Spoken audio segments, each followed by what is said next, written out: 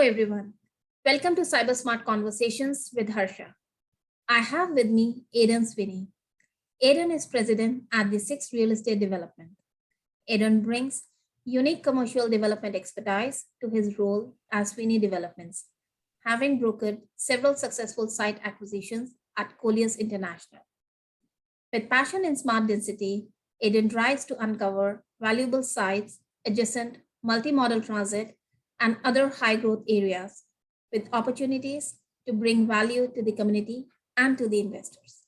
Thank you for joining. How are you doing today? Fantastic. Thanks for having me. Great to have you on the podcast.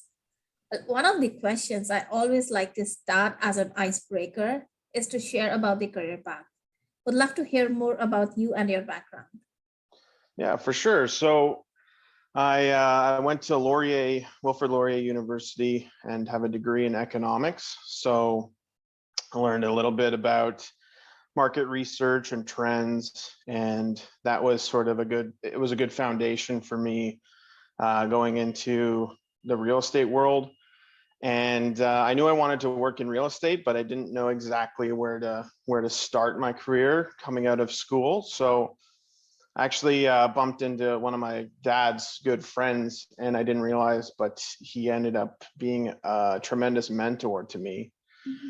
He worked at Colliers and hired me in a research role to start, and then I worked in brokerage and worked at Colliers for about 4 years.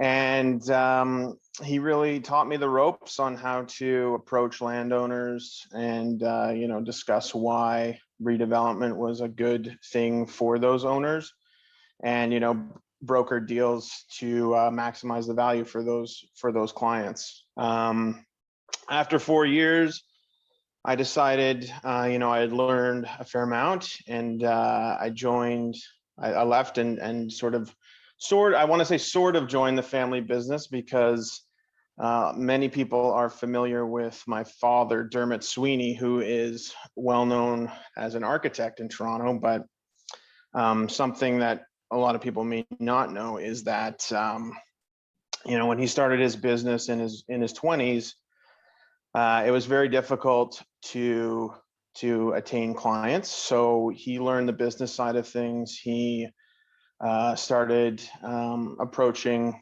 landowners from a business perspective, saying, you can develop this, and this.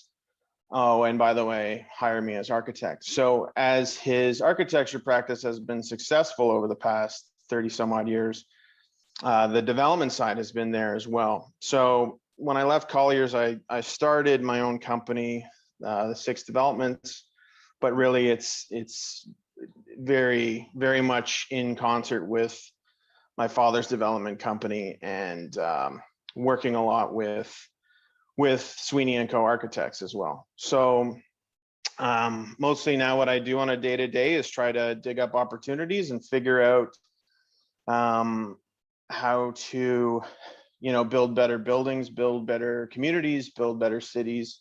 And we're really, really focused on sustainable development and the 15-minute city. So looking for sites to acquire where we can build a community where people can really, anything they need really is within a 15-minute walk. So that's where we're at today, and that's where my focus is now. Well, this is an interesting journey because you touch so many facets and so many areas of real estate. For sure, yeah. And today's discussion is about the role of technology in the real estate development, because you are more focused on the development coming from that background. So would love to hear and understand more about how technology is impacting the development. And we have seen the real estate sector has historically been stable as an investment class. And I'm sure many believe it is immune to the rapid adoptions of new technology.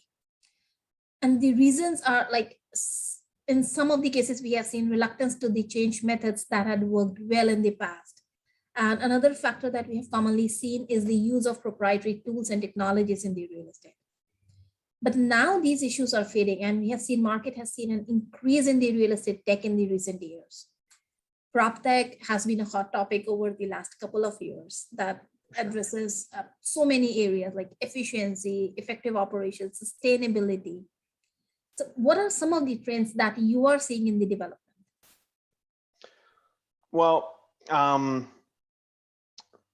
so again, my focus is mostly on acquiring sites, but something, when you're spending so much time focusing on sustainable developments from a locations perspective and trying to build those communities,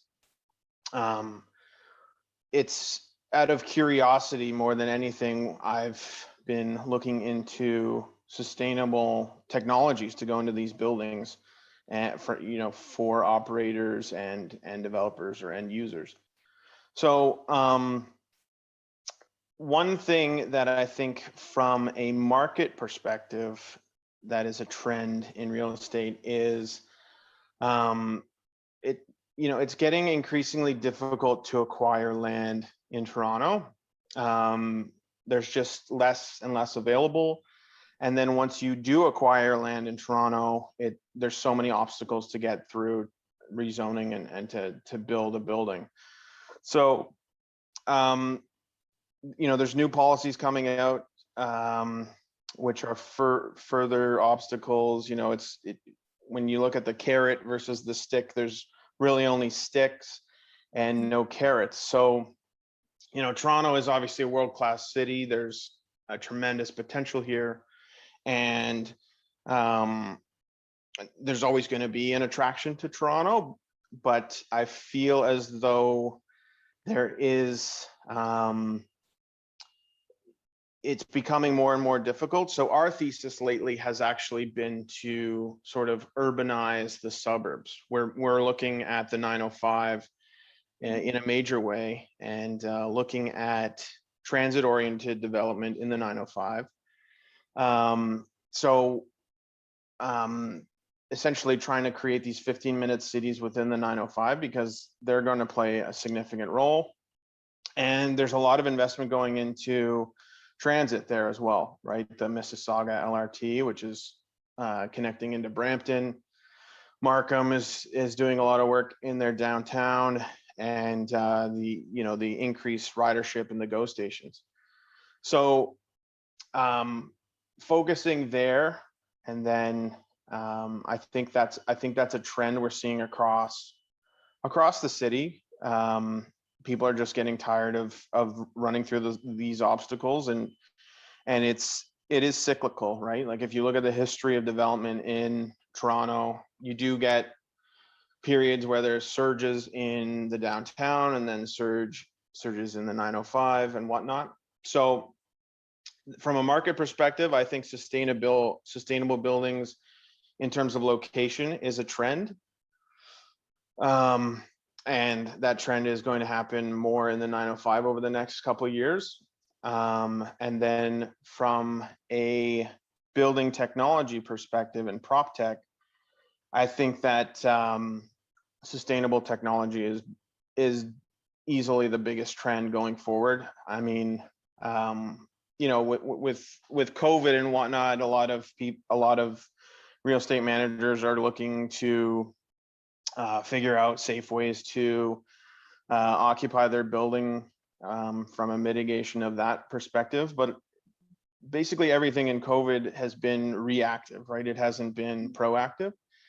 And I think with all the extreme weather and these natural disasters occurring, around the world, I think people are starting to realize the importance of sustainability and the need to be proactive in mitigating those risks. Also,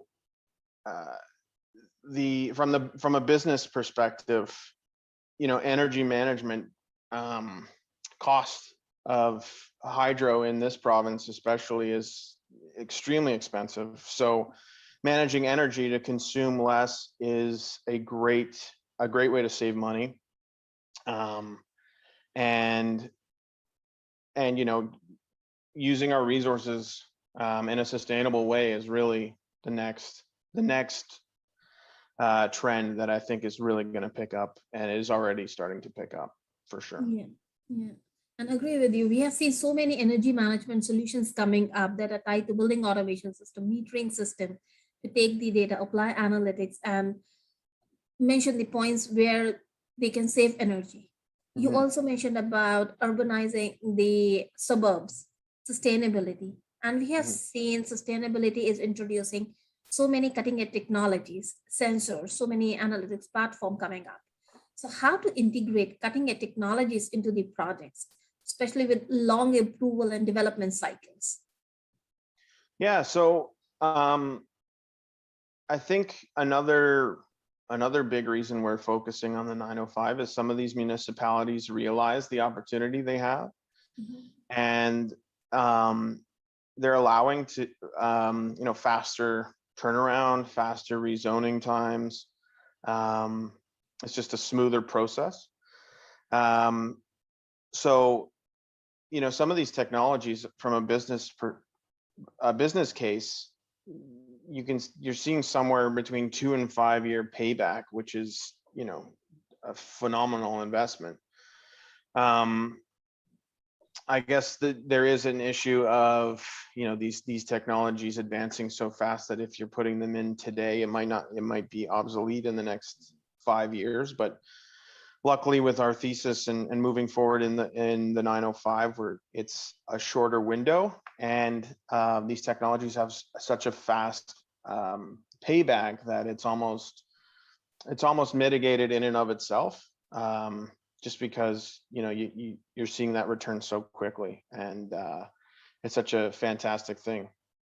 Yeah. um, and I think that's only going to get worse, right? I think the costs of energy are only going to get higher.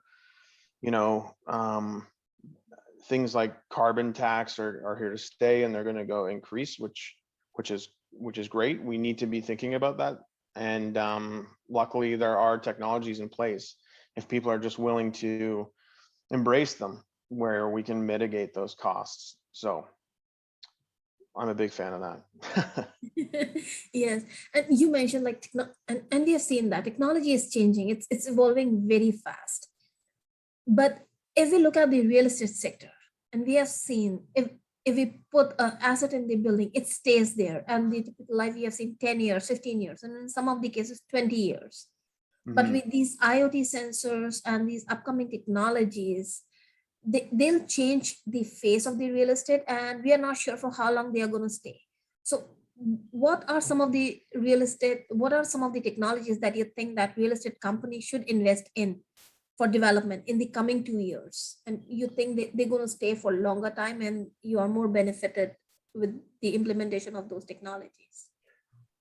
Well, there's several, and I'm not an expert on all of them for sure, and or many of them, but I mean, really, energy management is something that we're really seeing a lot. There are some very interesting technologies coming out, some from right here in Canada, and just being able to measure energy consumption and see what previously you could not, right? Like with a leaky water pipe, you can see the water coming out, but with um, energy, it's invisible, right?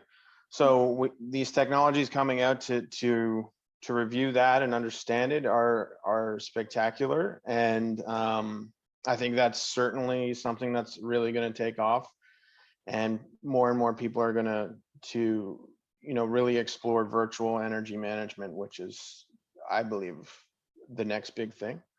The other thing that's really caught my eye recently is wastewater management. So wastewater heat recovery. There's some very interesting companies that are coming out with technologies where they're uh, taking the heat out of wastewater at a very efficient rate.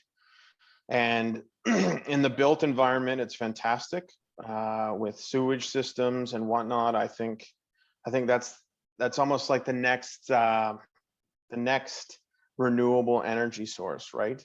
You got solar, wind, geothermal, and now I think wastewater is going to become one of those things. So there's there's a couple of technologies we're looking into, and I'd be happy to introduce you to them as well. Great. And yes, the introduction of these technologies in the real estate will change the way the business is conducted in the industry. And especially if we are introducing a cost-effective and an impactful corporate innovation strategy that will change the way, and it will bring innovation, it will bring efficiency, it will help in tenant retention for sure. Mhm. Thank you, Aidan. Absolutely. Thank you for sharing those insights. It was a pleasure to have you on the podcast. Yeah, thanks very much for having me. This is great. Anytime.